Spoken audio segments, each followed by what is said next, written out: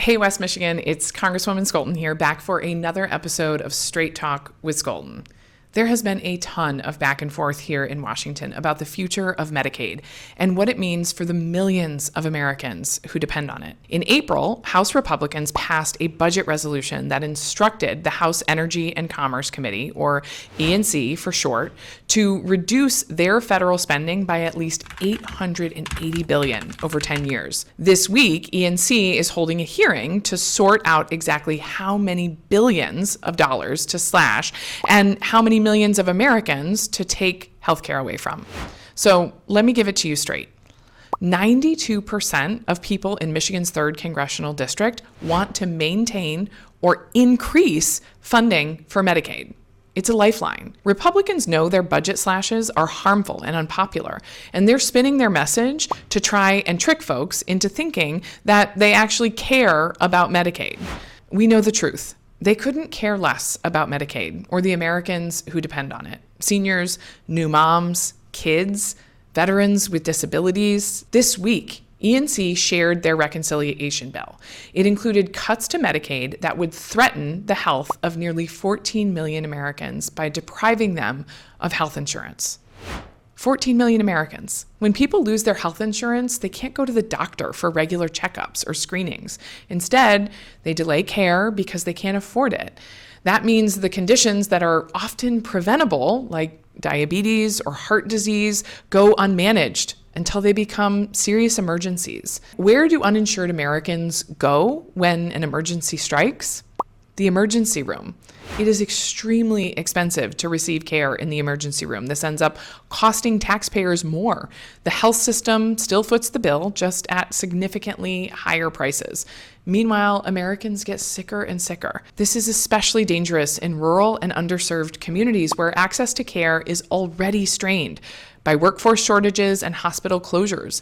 When patients in those areas can't get health insurance, the whole system absorbs the impact, and preventable illnesses become a serious crisis. Listen, the math is conclusive. The only way to meet their budget targets is to slash healthcare for millions of Americans. And for what?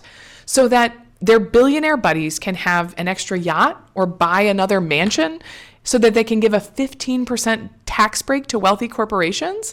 It's unacceptable. Now, in theory, I am all for watching our budget and in practice reducing our deficit.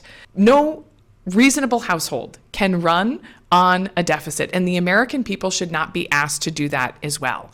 But this is serious. This is a conversation about values. And Republicans right now are showing us where their values lie. It lies with corporations and with wealthy Americans. We can afford the things that we want in this country, like healthcare and making sure that kids have enough food to eat and that our farms can survive. But Republicans are choosing to value corporate tax cuts and tax cuts for the ultra wealthy. This week, at the same time, the House Ways and Means Committee held a hearing on where they are going to cut taxes. And they agreed to continue tax cuts for corporations at a rate of 15%. I know a lot of people back home in West Michigan would love a 15% tax cut, but it wasn't in there for the middle class. I am so honored this week to be joined by an incredible colleague of mine, a partner in providing health for West Michigan, Tasha Blackman from Cherry Health.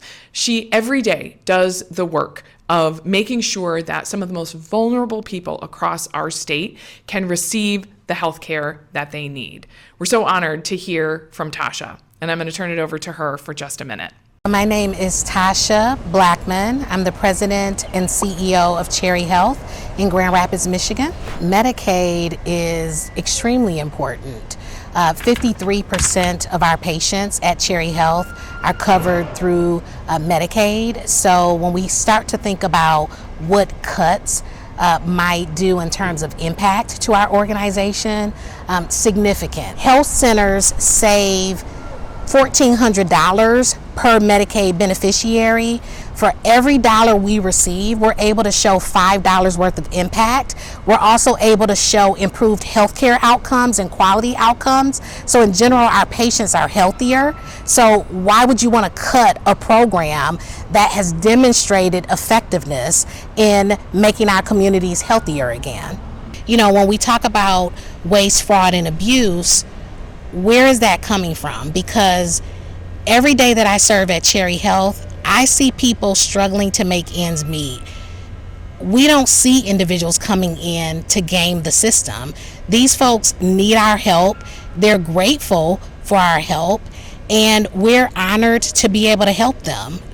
Thank you so much, Tasha. We are so grateful for everything that you do in our community every single day. Your perspective is so valuable. I can't do the work that I need to do in Congress without you, West Michigan. Keep staying engaged, keep tuning in, keep sharing information with your community as well. I'll never stop fighting for you, West Michigan. Take care.